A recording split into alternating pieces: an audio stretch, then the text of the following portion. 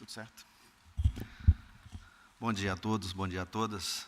Meu nome é Newton, sou professor da Universidade de Brasília e fui convidado para apresentar para vocês aqui, né, no ICOFS um resultado parcial do nosso projeto junto ao Supremo Tribunal Federal relativo à classificação automática de processos com vistas a temas de repercussão geral dentro desse tribunal. Em primeiro lugar, eu queria agradecer aos organizadores do evento, um evento desse nível, um nível técnico bem alto, e é uma satisfação poder estar aqui. Paulo, obrigado pelo convite, Tony, todos os organizadores aí. Está sendo um prazer muito grande estar aqui com vocês. Minha fala de hoje, eu venho trazer um pouquinho tentar colocar para vocês aqui do auditório como é que foi a nossa abordagem em resolver esse problema, que é um problema de processamento de linguagem natural, no caso, textos, né? São processos, os desafios que nós encontramos, o porquê do nosso grupo de pesquisa estar nessa frente. Então, eu criei uma agenda aí, na qual eu quero passar com vocês aí a motivação, né, do porquê que o STF e a Universidade de Brasília, na figura da Faculdade de Direito, e o nosso grupo de pesquisa em aprendizagem de máquina está nesse desafio aí de fazer classificação de repercussão geral. Vou dar um preâmbulo aí geral do como é você modelar um problema por meio de aprendizagem de máquina e como que nós personificamos, especializamos isso no caso específico aí de classificação de repercussão geral. Falar dos dados, né? Um desafio muito grande essa questão dos dados. Uma fase que nós entendemos ser importante para enfrentar esse problema foi justamente a gente entrar com a fase anterior à aplicação de machine learning, que seria uma análise exploratória do problema. Isso é uma herança aí que a gente tem na área de processamento de sinal, processamento de imagens, e a gente trouxe para aplicação também em textos aqui. Falar dos métodos que a gente usou, né? Falar um pouquinho da trilha aí que nós seguimos. Um aprendizado também em termos de pesquisa e desenvolvimento, né? A importância do cliente é algo assim que desde o início de um processo, de um projeto de P&D, é muito importante que a gente entenda a característica, a infraestrutura do seu cliente, para que a pesquisa e o desenvolvimento, né, resultante dessa pesquisa, ela possa ser implantada, homologada de uma maneira mais natural possível no parque tecnológico do nosso cliente. Resultados preliminares, eu digo preliminares, nós estamos no meio do projeto, o projeto só termina no ano que vem. E as minhas considerações finais, na experiência até aqui galgada, né? Então, a razão do STF estar procurando a gente tem encontrado no STF, nesse problema do STF, uma sinergia, é que o nosso grupo já trabalha com aprendizagem de máquina, inteligência artificial, tanto a clássica, né, sistemas especialistas, quanto essa mais em moda aí, que é a inteligência artificial baseada em dados, né, machine learning, aprendizagem de máquina. Então, nós temos aplicações já lá no nosso laboratório na área de saúde, nós temos uma pesquisa na área de identificação pré-diagnóstico de câncer de pele, na parte de geoprocessamento, na identificação de lavouras, sistema inteligente para transporte público, e também tratamento de séries temporais, que é um conceito genérico que é aplicado em várias situações. Hoje em dia, o problema preditivo é uma máxima em várias áreas de aplicação e várias áreas de conhecimento. Então, começando aí, para a gente falar um pouquinho da nossa abordagem, basicamente, a aprendizagem de máquina é a ideia de você, dado um histórico de dados, você descobrir padrões que estão a olhos nus, escondidos, né, mas que métodos numéricos, métodos computacionais possam nos ajudar a elucidar padrões escondidos e criar algum modelo para fazer predições, classificações e, em alguma medida, inferências disso, né? Ou seja, eu quero ter um tipo de tecnologia que eu consiga automatizar algum processo de conhecimento descoberto nesses dados, com vistas ou a fazer algum tipo de classificação, ou eu entender os meus dados, né, trabalhar com análise de grupo, ou, eventualmente, dentro desse contexto também, em algumas situações, tentar explicar algum tipo de fenômeno, né? Tentar explicar o porquê que algum tipo de fenômeno ocorre. Então, essa abordagem ela tem sido muito demandada nos últimos anos, com o advento principalmente da área de aprendizado profundo, né, Deep Learning, que está tendo resultados muito proeminentes aí em várias aplicações, né, tanto em voz, vídeo, imagens, textos. Né. Então, é essa abordagem que nós estamos trazendo aqui para o projeto, né, que foi intitulado Vitor, né, com menção ao ministro do STF. Então, trabalhar com aprendizagem de máquina, basicamente, você tem esse fluxo aí que está na transparência. Né? Você precisa de dados, premissa, né, para você trabalhar com aprendizagem de máquina, um dado que seja confiável, porque é a partir dele que você vai ter um sistema artificial, de uma inteligência artificial que vai fazer algum tipo de inferência sobre novos dados. E aí eu enfatizo algumas partes desse processo. Né? No geral, você tem o dado, você tem a engenharia de características, você tem esse grande globo aí, que é a modelagem, né?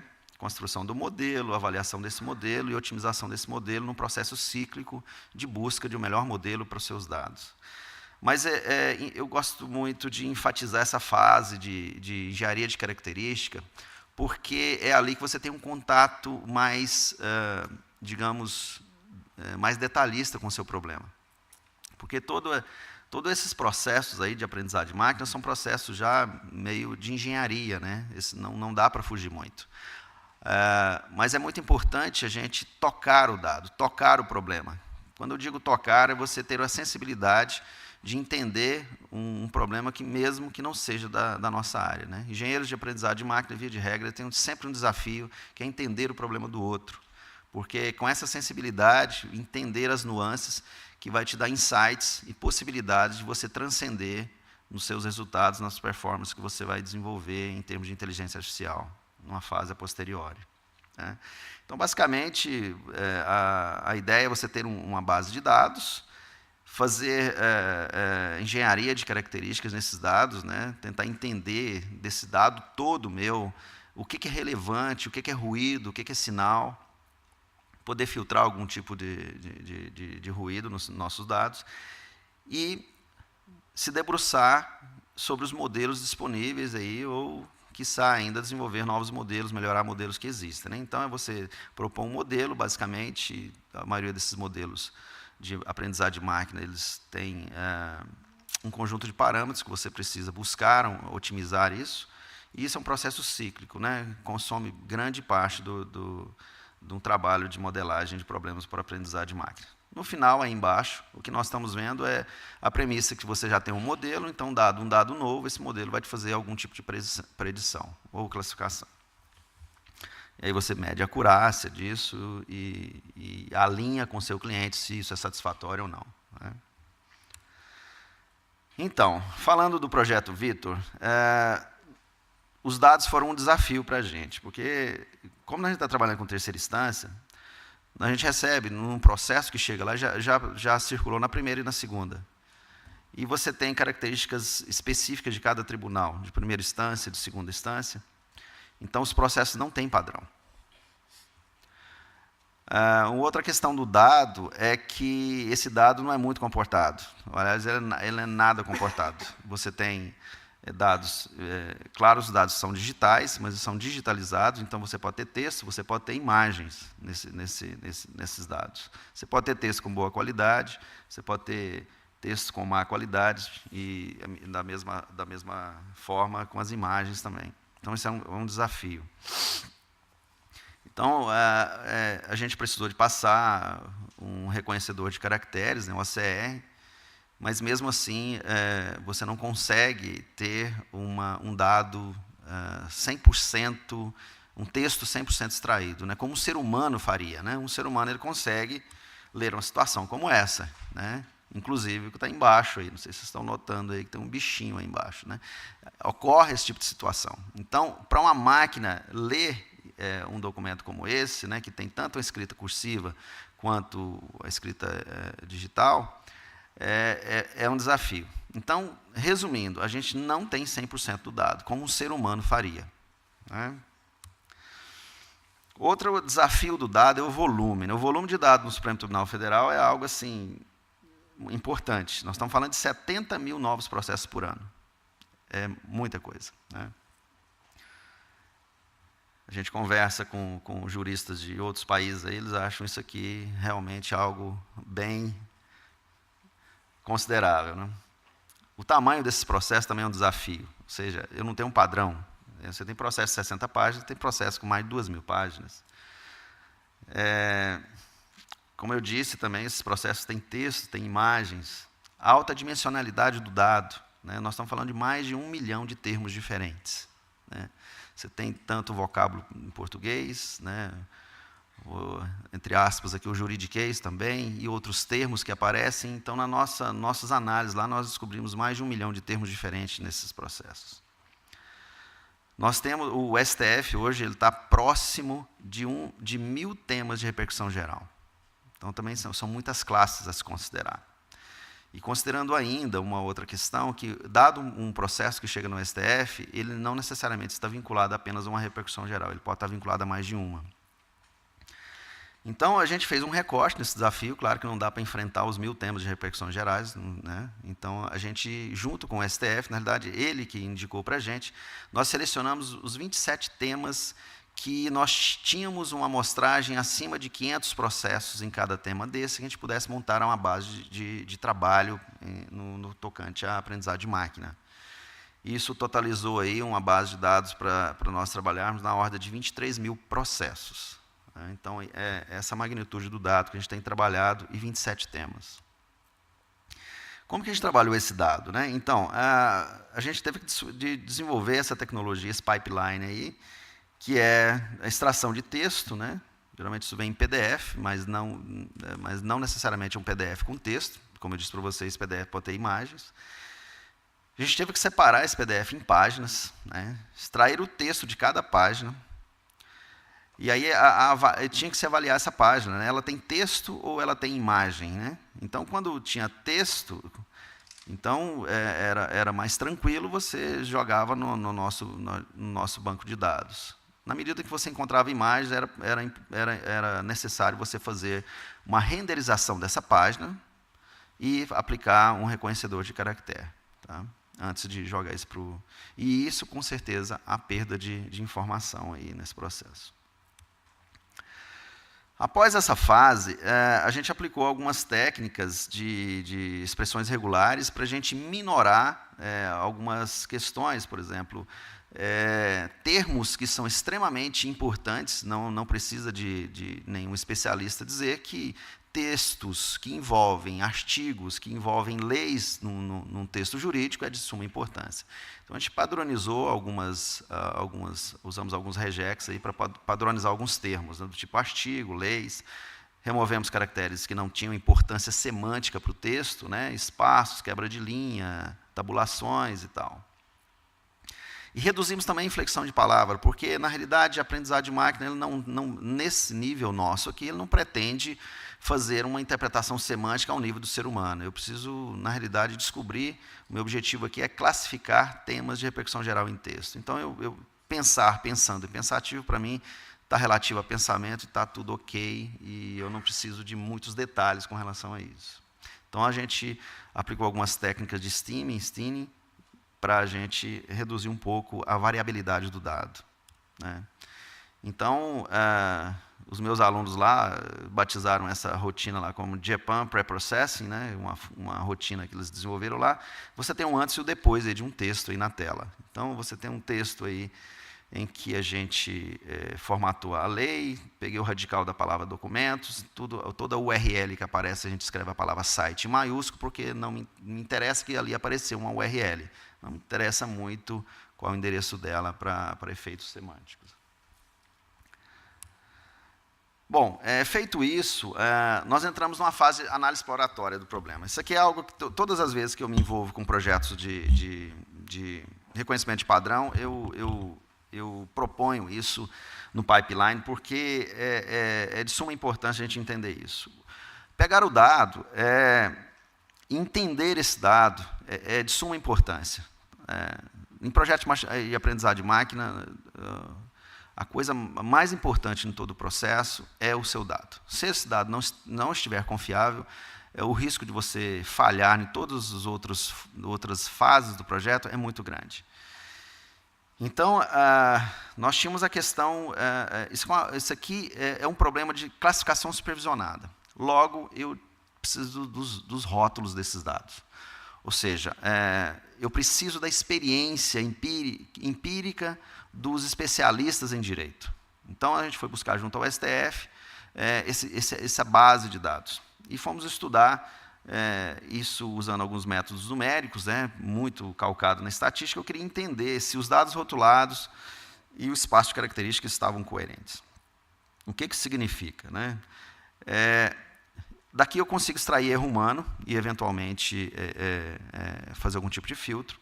Daqui eu consigo entender se o meu problema ele está bem postulado, se ele é um problema com alto nível de mistura ou não.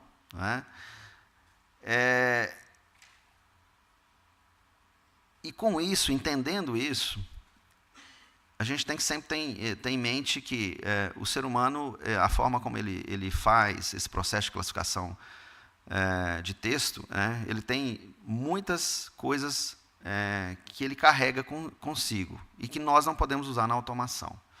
Por exemplo, quando um analista judiciário do Supremo Tribunal Federal pega um processo e vai classificar, e vai dizer que aquele processo é do tema 800, ou é do tema 660, ou é do tema 180, a postura dele é pegar aquele processo, ler o caput desse processo, ler algumas páginas, algumas partes desse processo. Ele não lê o processo como um todo. Ele não lê 2.000 páginas de processo. Não há necessidade disso. É ler, interpretar e ver em que temática que isso se enquadra, e, feito isso, ele direciona isso para uma ou mais repercussões gerais. Então, a gente queria entender, quando ele rotula esse dado, quais são as características, quais são as informações que ele leva em consideração para fazer isso. Então, há técnicas numéricas que é possível você mapear isso. Eu vou apresentar alguns resultados em cima disso aqui. E vamos entender também o nível de mistura. Ou seja, eu estou diante de um problema que é facilmente separado, ou separável, ou é um problema em que esses temas se interseccionam muito. Existe muito tema que é semelhante ao outro. E aí, logo, eu vou ter processos muito semelhantes, eventualmente atribuídos a temas diferentes. Se esse é o caso, eu estou diante de um problema um pouco mais sério. Eu preciso de métodos mais robustos. Se não é o caso, eventualmente, com técnicas mais tradicionais de aprendizado de máquina ou estatística, a gente consegue separar isso. Então, entender, essa análise exploratória é para a gente entender isso. Para um fim, a ideia é que você possa fazer redução de dimensionalidade do dado. Como eu disse para vocês, nós estamos falando de mais de 1 milhão de termos diferentes, porque isso vai impactar muito no poder de processamento, ou seja, recurso financeiro para você implantar hardwares que atendam isso. E a metodologia que nós adotamos aqui, eu já adianto para os senhores e as senhoras que a gente não adotou processamento em nuvem. Existe uma questão aí de sensibilidade desses dados, em que essas nuvens geralmente são empresas fora do país. A gente optou, desde o começo do projeto, em a gente desenvolver isso, montar um parque tecnológico mínimo para a gente pudesse processar esses dados.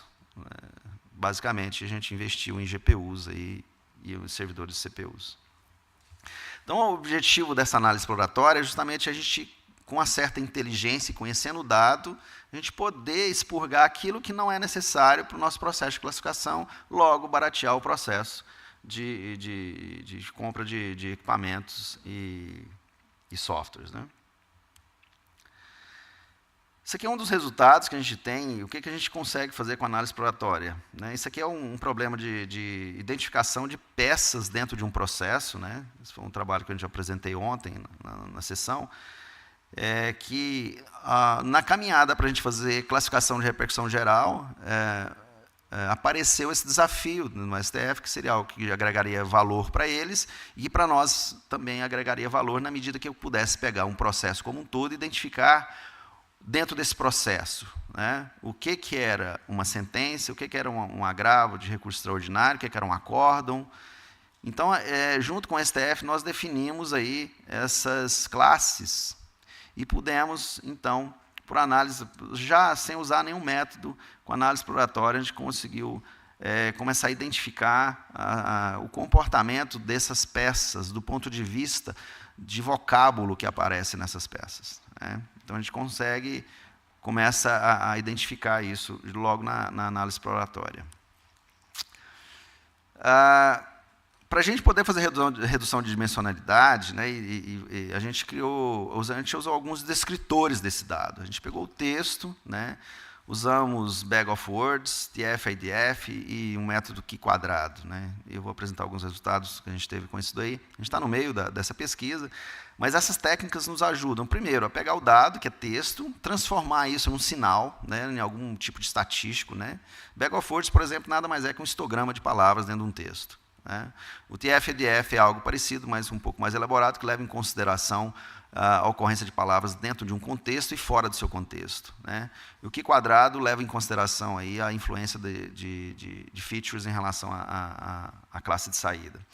Então, com essas técnicas, a gente consegue transformar o nosso dado, que é texto, para um dado numérico, né, um sinal unidimensional, e que disso daí seria possível você fazer extração de características, filtrar características, termos que não são tão interessantes, tão importantes, tão relevantes, e também com esse formato de dado é que os métodos de aprendizagem de máquina trabalham. Então, olha só que coisa que a gente conseguiu tirar da análise exploratória, né? Então, veja bem, isso aí é um ranking das 10 melhores palavras que nós encontramos. Melhores que eu digo assim, são palavras que a gente, numericamente, levantou a hipótese delas serem importantes para cada uma dessas peças. A RE é o agravo de recurso extraordinário, acórdão e recurso extraordinário, né? Então, essas são as 10 palavras do RE, do acórdão e do RE.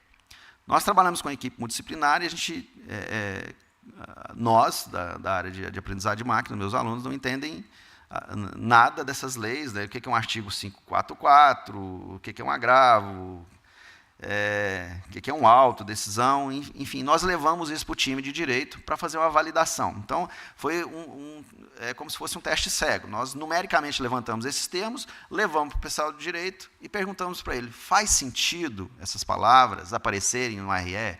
Faz sentido esse conjunto de palavras do acórdão e do RE? E a resposta foi muito positiva.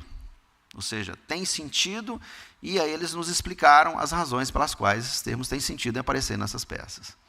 Isso é interessante porque a gente evita o bias, o vício, né, de você misturar, eventualmente, na fase de descoberta desses dados, alguém do direito que poderia influenciar o desenvolvedor, né. Então, a gente fez de uma maneira cega e fizemos só no final, com o resultado, fizemos o batimento com o pessoal do direito. Aqui é usando, o anterior aqui é usando o TF-IDF, aqui usando o Q quadrado, a gente vê que termos se repetem, né, você muda o método, mas os termos não mudam tanto assim. E aqui a gente fez um ensaio bem rápido com métodos, a gente costuma dizer que são os métodos fracos, né, o shallow de machine learning, de aprendizagem de máquina, e já tivemos alguns resultados interessantes aqui do ponto de vista de classificação aqui, tá? Essa curva aí no eixo X aí é o percentual de features utilizadas, né, de 0 a 100%. Então, vocês vejam que a partir de 10% de uso desses termos, já temos resultados interessantes aí, ou seja, não precisa usar 100% do dado. Aliás, se você usa os 100% do dado, você observa que essa curva ela baixa um pouco. Por quê? Porque eu agrego muito ruído, e isso gera um desafio maior para os classificadores poderem identificar classe.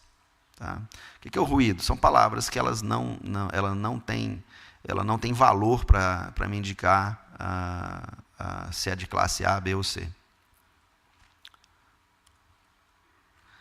Outra questão da análise exploratória que nós nos debruçamos é o nível de mistura desses temas, né? Então, você tem um tema 6 de repercussão geral aí, Você vê que ele se mistura com 793, 660, 793 novamente.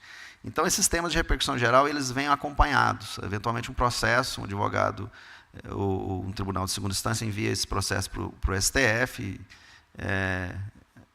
e esses processos são enquadrados em mais de um tema. Então, a gente está numa situação em que você tem temas que se misturam com outros, você tem temas puros que nunca se misturam com outros. Então, é uma situação bem diversa. Aqui, mais uma vez, uma outra análise que nós fizemos, levantando aqueles termos que nós levantamos, né, falando aqui de temas de repercussão geral. O que vem aí nessas caixinhas, esse texto, é a ementa, o resumo da repercussão geral. Então, veja a repercussão geral 6. Dever do Estado de fornecer medicamentos de alto custo a portador de doença grave que não possui condições financeiras para comprá-lo. Olha as palavras que nossas técnicas em análise exploratória levantou. Medicamentos, medicamento, saúde, SUS, artigo 196, que eu confesso que eu não sei do que se trata, fornecimento, tratamento, políticas, universal, lei 8080. A gente vê que existe uma relação nisso daí. Isso não foi feito por advogados. Isso não foi feito por um especialista jurídico. Tá?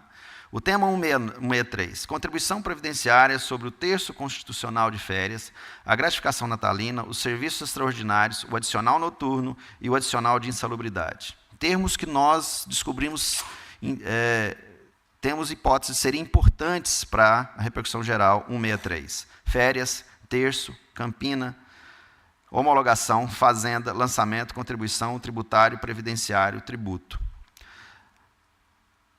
E aí, 188, né, declarações de hipossuficiência para obtenção de gratuidade e justiça.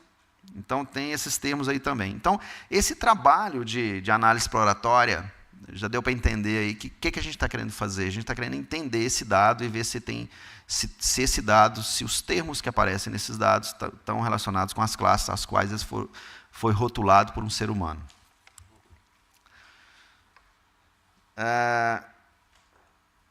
Mais uma vez, falando do desafio do dado, né, os dados do STF possuem um vocabulário de aproximadamente 1.165.000 tokens. Tokens aí são termos, né, palavras e quaisquer outros termos que aparecem. Um teste rápido aí, né, eu digo teste rápido aqui na análise exploratória, porque essa fase de análise exploratória não é o objetivo dela apresentar uma solução de classificadores, tá? Mas em um nível ou outro, a gente precisa usar de alguns classificadores, geralmente classificadores tipo KNN, SVM, classificadores mais tradicionais, para nós entendermos um pouco o nosso dado. Então, aqui a gente teve 73% de resultado usando todos esses tokens, né, geram uma necessidade de hardware muito grande, né, porque você está trabalhando com mais de 1 milhão de termos, e a gente reduzindo isso drasticamente, a gente viu que a gente conseguiu aumentar 6 pontos percentuais.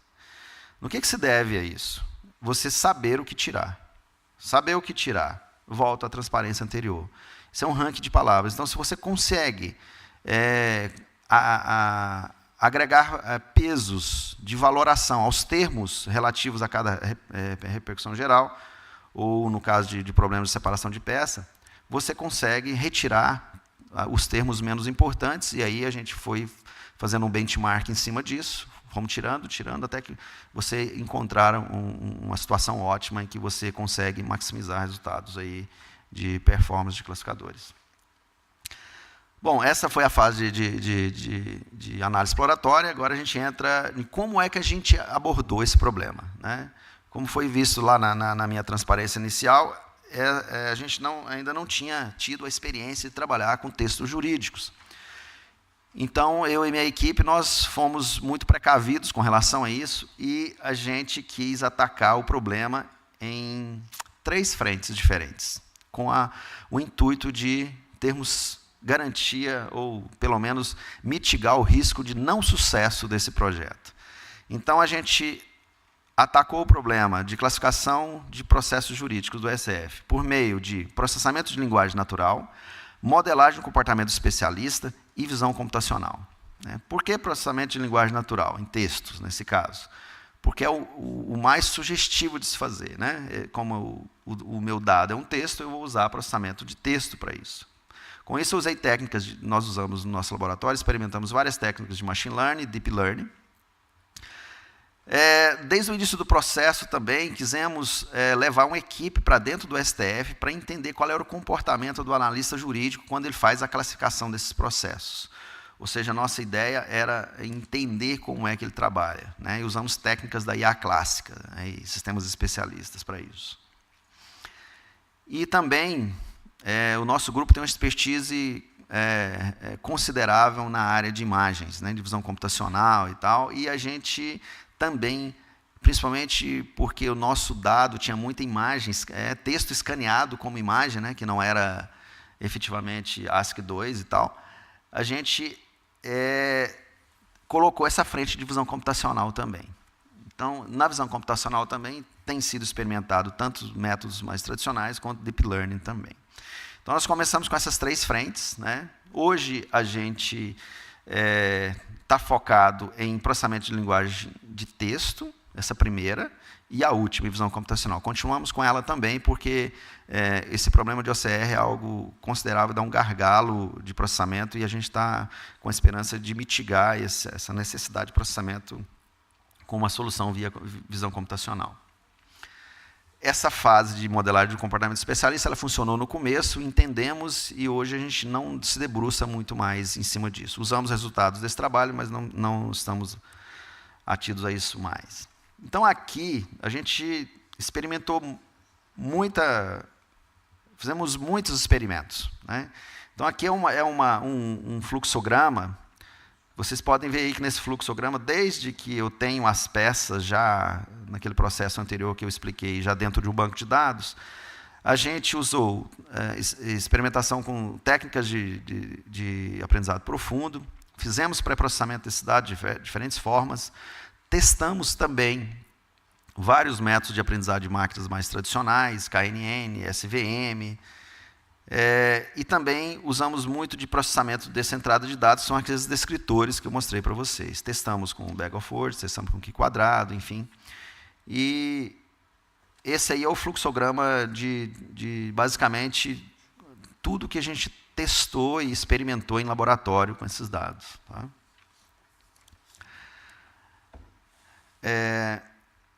Uma outra questão que vem à tona com esse projeto, a nossa preocupação é muito importante, né? É um aprendizado que nós tivemos, é muito importante a gente se atentar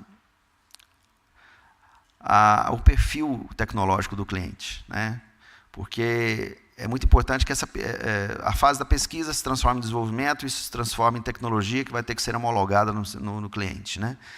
Então, não adianta eu desenvolver uma solução dentro do laboratório que eu vou precisar de um servidor de GPU que o meu cliente não tem, por exemplo. Eu vou precisar de um software que o meu cliente não tem. Então, é uma preocupação ao longo do processo nosso. Nós estamos vivendo isso hoje, né? Estamos homologando algumas soluções. O Vitor já está sendo homologado dentro do STF, e isso é uma máxima nossa hoje. Resultados preliminares, nós estamos ainda desenvolvendo testes ainda, mas eu trago para vocês os resultados preliminares que nós temos, tanto no problema de separação de peça, quanto na classificação desses 27 temas, né? Separação de peça, nós estamos satisfeitos. Quando eu digo nós, né, tanto a equipe de desenvolvimento, como também o STF, né, 93% de acurácia em separação de peça é algo que para eles é satisfatório. Na classificação de temas, nós estamos com 84% de precisão, especificamente nesses 27 temas, tá, que nós selecionamos junto com o STF. Continuamos trabalhando, principalmente nessa questão dos temas, né? Nós temos até o ano que vem para encerrar esse projeto, esse convênio da universidade com o Supremo Tribunal. E hoje, né, eu estou aqui, mas minha equipe está lá testando, estudando, tentando desenvolver, tentando elevar esses 84% aí no que tange a classificação de temas. Bom, as considerações que eu queria trazer aqui para nós refletirmos sobre essa experiência, que o problema de processos, a gente notou que o problema de processo dentro do STF é um problema de Big Data. né? 70 mil novos processos por ano é algo assim, gera uma massa de dados muito grande. Há de se preparar uma infraestrutura tecnológica e de TI que suporte isso. Há de se ter métodos que suportem processar tamanhos dados, né? Banco de dados. E enfatizo que esse trabalho que nós fizemos de análise exploratória para reduzir a dimensionalidade dos dados é de suma importância num contexto de Big Data. Não dá para ficar de fora, né? Usar da inteligência de você aprender com o outro, né? A nossa equipe multidisciplinar, a gente tem aprendido muito com o pessoal de direito, e é uma satisfação ficar convivendo com o pessoal de direito, né? Tanto professores quanto alunos, já usando termos bem técnicos de aprendizado de máquina, de aprendizado profundo. Então, está sendo uma experiência muito, tanto gratificante, quanto, eu digo, necessária, né? Resolver problemas práticos, via de regra, precisa-se de equipes multidisciplinar para você resolver isso. Pelo menos essa é a minha impressão dessa experiência que eu tenho tido junto ao grupo de pesquisa em aprendizado de máquina.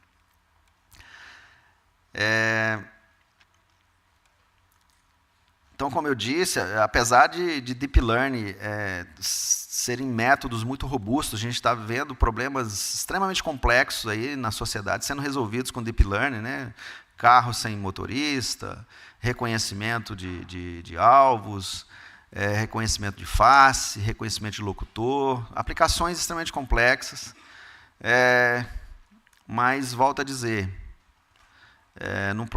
principalmente no que tange o projeto de pesquisa, é muito importante se debruçar sobre o dado, conhecer nas minúcias o seu dado, até onde você conseguir dissecar esse dado, eu acho que você tem ganhos, né? Você facilita muito os processos posteriores a uma fase de input de dados, né? Que são as fases de você usar os modelos.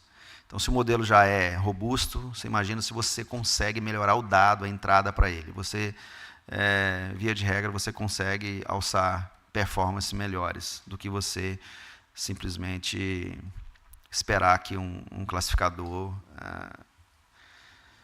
vá resolver, vai pegar seu dado bruto e gerar uma boa resposta.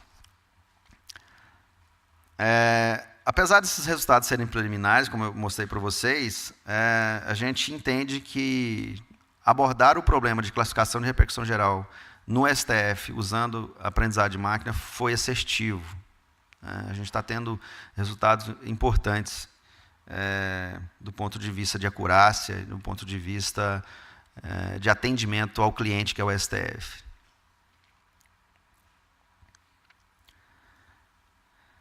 Hoje, com esses resultados, já está sendo, por exemplo, a classificação de peças já está sendo homologada lá como tecnologia dentro do STF, né? Nós estamos numa fase de resolver, melhorar as classificações de repercussão geral. Mas essa questão aí de classificação de peças já está sendo homologada dentro do tribunal. E, mais uma vez, né, o importante, eu quero enfatizar aqui que para nós está sendo importante entender como que é a infraestrutura tecnológica do cliente para que a gente consiga direcionar a parte de pesquisa e desenvolvimento para atender essa situação. Isso facilita muito na finalização do projeto. Bom, era isso que eu tinha para trazer para os senhores e para as senhoras, e agradeço mais uma vez a oportunidade de aqui estar com vocês. Obrigado.